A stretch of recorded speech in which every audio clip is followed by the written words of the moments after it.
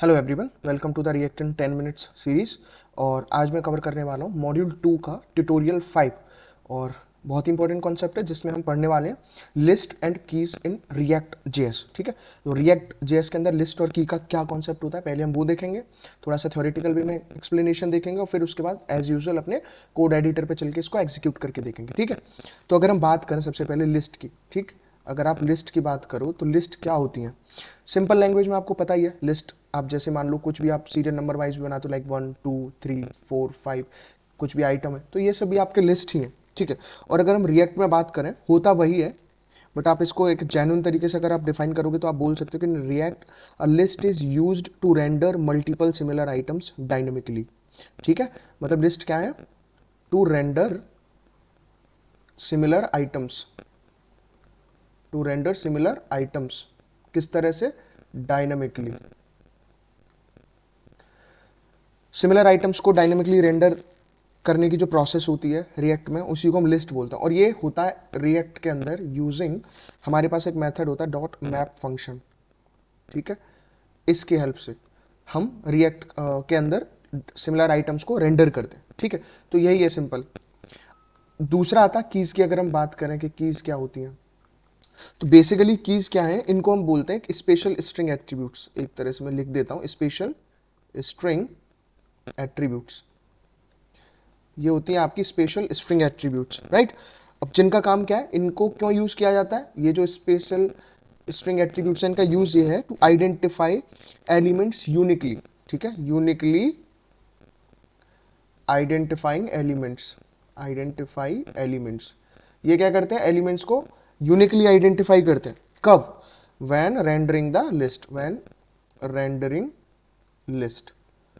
जब भी लिस्ट को रेंडर किया जाएगा तो एलिमेंट्स को यूनिकली आइडेंटिफाई करते हैं। ठीक है, जैसे मान लो यहाँ पे मैंने सीक्वेंस में सबसे पहला नाम रख दिया कोई भी रजत।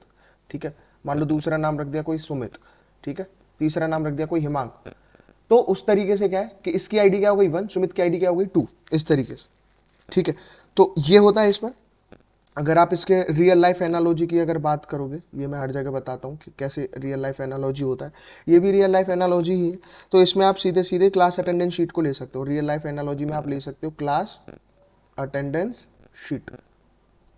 ठीक है, जो आपकी क्लास अटेंडेंस शीट होती है आप इसको रियल लाइफ एनालॉजी में ट्रीट कर सकते हो।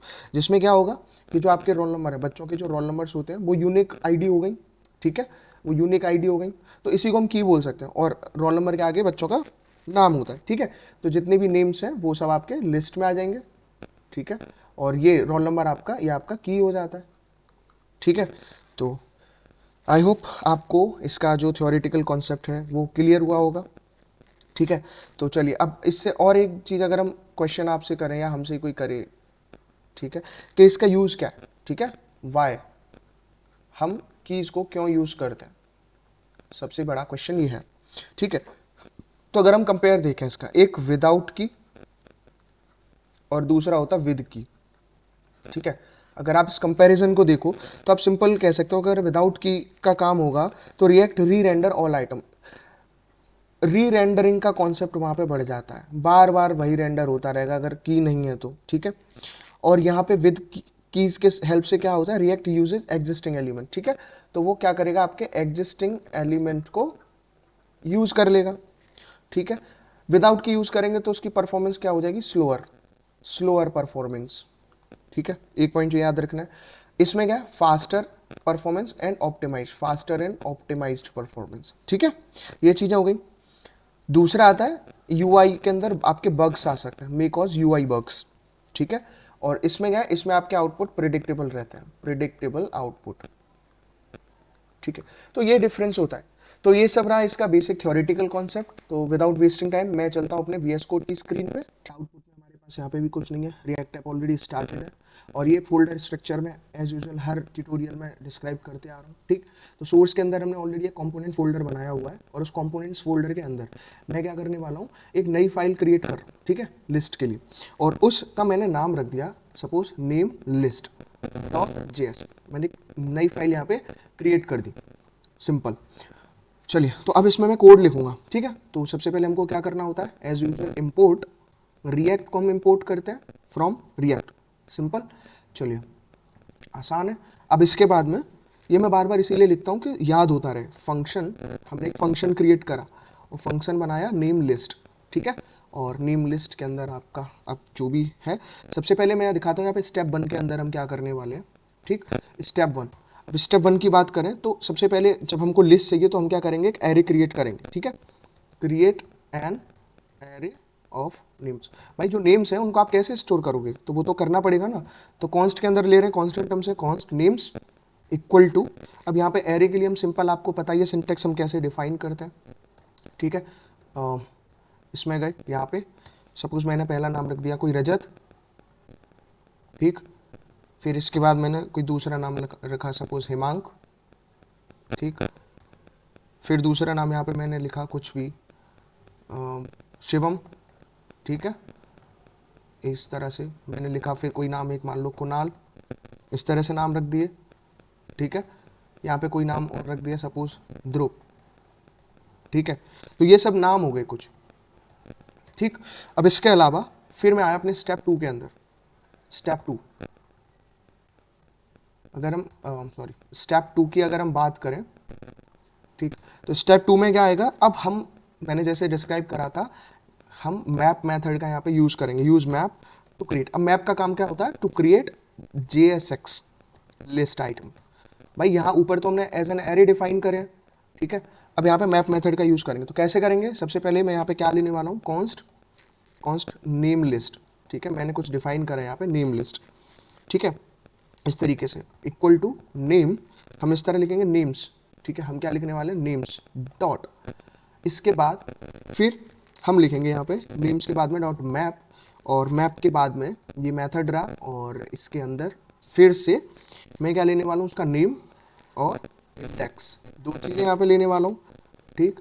और फिर हम एरो मेथड का, एरो फंक्शन का यूज़ कर रहे हैं, और एरो फंक्शन का यूज़ करके फिर यहाँ पे मैं आपको दिखाता हूँ मैं क्या लिख रहा हूँ, यहाँ पे लिस्ट आइटम का यूज़ कर रहे हैं। हमारे पास क्या होता है, लिस्ट आइटम्स होते हैं, ठीक। अब लिस्ट आइटम तो होता है, उसके अंदर यहाँ पे मैं लिख रहा हूँ की, ठीक। और की जो इंडेक्स रहेगी वो क्या रहेगी, देखिए यहाँ पे हम रखेंगे इंडेक्स, ठीक। ये आपको सिंटेक्स समझना है इस तरीके से, ठीक है। और यहाँ पे फिर आया आपका एक सेकेंड, फिर आया यहाँ पे नेम्स, इसके अंदर हम क्या लिखेंगे, नेम, क्लियर। तो ये हो गया लिस्ट का सिंटेक्स। ये आपको याद रखना है कि जब भी आप लिस्ट आइटम्स को रेंडर करोगे तो कैसे करोगे, ठीक। ये हुआ, और इसके बाद में यहाँ पे हम क्या कर रहे हैं, इसको क्लोज कर दिया, ठीक, सिंपल तरीके से। अब आता है हमारा स्टेप 3, ठीक है। अब मैं आऊँगा अपने स्टेप 3 के अंदर। स्टेप 3 प्री रिक्विजिट वही है, आप जावा पर, सॉरी जावा स्क्रिप्ट पढ़िए, जितने अच्छे से जावा स्क्रिप्ट प्रैक्टिस करेंगे यहाँ चीज़ों को समझना उतना आसान रहेगा आपके लिए। तो थर्ड स्टेप में क्या, रिटर्निंग द लिस्ट। अब लिस्ट रिटर्न करने के लिए हम रिटर्न मेथड का ऑलरेडी यूज़ करते ही हैं, हमको पता है। और रिटर्न के अंदर हमको एक अपना रूट एलिमेंट भी चाहिए होता है, और रूट एलिमेंट हमारा क्या होता है, डिव, ठीक है, डिव होता है। और डिव के बाद में यहाँ पे आया आपका H2, ठीक। अब H2 के अंदर सपोज मैंने कुछ भी लिख दिया, नेम लिस्ट, इस तरह से, इसको तो हम यही रख सकते थे, बट कोई बात नहीं, नेम लिस्ट आया। अब इसके बाद दूसरा हम क्या लेंगे, अनऑर्डर्ड लिस्ट ले रहे हैं, या फिर आप ऑर्डर्ड लिस्ट भी ले सकते हो। तो ऑर्डर लिस्ट में गए हम, तो यहाँ पे हम क्या मेथड यूज़ करेंगे वो आपको देखना है, ठीक है। जो हमने नेम लिस्ट, ये जो यहाँ पे डिफाइन करा है कॉन्स्ट के अंदर, यहीं से तो हमारी लिस्ट आएगी, तो इसको यहाँ पे हमने ऑर्डर लिस्ट में डिफाइन कर दिया, डिव हमारा क्लोज कर दिया, रिटर्न को क्लोज कर दिया, और इसके बाद में हमने इस कंपोनेंट को एक्सपोर्ट करने के लायक बना दिया, डिफॉल्ट, और इसका नाम क्या भैया, नेम लिस्ट, ठीक है। तो भैया हमारा ये कंपोनेंट तैयार हो गया यहाँ पे नेम लिस्ट वाला, जो लिस्ट के लिए। अब इसको यहाँ एक्सपोर्ट के लिए रेडी कर दिया, तो हमको कहाँ जाना है, अपनी ऐप के अंदर, ठीक है। अब हम कहाँ जाएंगे, अपने ऐप के अंदर, और इसको यूज़ करेंगे। तो सिंपल तरीका है उसका। अब सिंपल तरीका क्या है, सबसे पहले उस कंपोनेंट को इंपोर्ट करना है। तो कैसे इंपोर्ट करते हैं हम, ये तो कुछ और ही इंपोर्ट कर दिया, रुक जाओ, इंपोर्ट, फिर उसके बाद क्या लिखते हैं हम, नेम लिस्ट फ्रॉम कंपोनेंट्स, और आपका नेम लिस्ट कंप्लीट आ गया, उसने पहले ही ले लिया, समझदार है, होशियार है। फिर आया हमारा फंक्शन, फंक्शन का नेम आया हमारा ऐप, और ऐप के अंदर हमने यहाँ रिटर्न का यूज़ करा एज यूजुअल, और रिटर्न के बाद हम कहाँ गए अपने रूट एलिमेंट पे, और रूट एलिमेंट पे हमारा क्या होता है div। तो div के अंदर मैंने यहाँ पे मान लो h2 के अंदर कोई भी हेडिंग प्रोवाइड कराई जो हमको डिस्प्ले करानी है, मान लो यही रिएक्ट की लिस्ट एंड कीज, ठीक है, ये चीज़ें हुई। इसके अलावा उसको कैसे यूज़ करते हैं, अरे हर जगह सेम ही चीज़ यूज़ कर रहे हैं तो टेंशन लेने वाली कोई बात है नहीं। नेम लिस्ट हर जगह यही यूज़ हो रहा है एवरीवेयर, और इसको यहाँ पे कर दिया मैंने क्लोज। ठीक, चलिए, तो आपको आई होप ये समझ में आया होगा। सबसे पहले हमने एक नेम लिस्ट नाम से कंपोनेंट बनाया, ठीक है, जिसके अंदर हम मैप मेथड का यूज़ करते हैं। यहाँ पे हमने कुछ एरे लिए, कुछ नाम लिए, और उसके बाद मैप मेथड का यूज़ करा और उसका इंडेक्स दिखाया, फिर रिटर्न के अंदर इस तरह से उसको यहाँ पे डिस्प्ले कराना, और ऐप के अंदर इस कंपोनेंट को यूज़ किया है। ठीक है, चलिए अब आप इसका आउटपुट देख सकते हो। तो बहुत बढ़िया बढ़िया आउटपुट हमें यहाँ पे मिल गया। जो भी नाम थे जो एरे के अंदर डिफाइन थे वो यहाँ पे लिस्ट के अंदर प्रॉपर आ गए, रजत, हिमांश, शिवम, कुणाल, ध्रुव। ठीक है, चलिए, आई होप आपको लिस्ट एंड कीज का कॉन्सेप्ट रिएक्ट के अंदर समझ में आया होगा। अगर आपको ये वीडियो अच्छी लगी तो इसको लाइक करिए, चैनल को शेयर करिए एंड सब्सक्राइब करिए। Thank you.